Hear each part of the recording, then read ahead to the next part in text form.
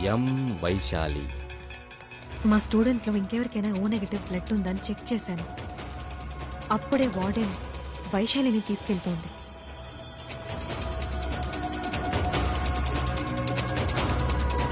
Vaishali blood group ఏంటో check చేశాను.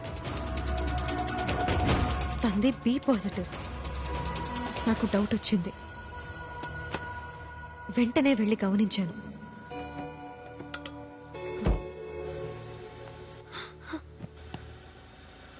అక్కడ గంగారెడ్డి ఉన్నాడు.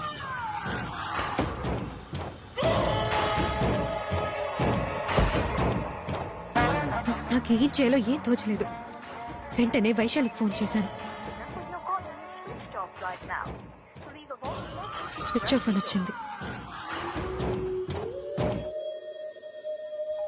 తెల్లారుజామునే నాకు ఫోన్ వచ్చింది. హలో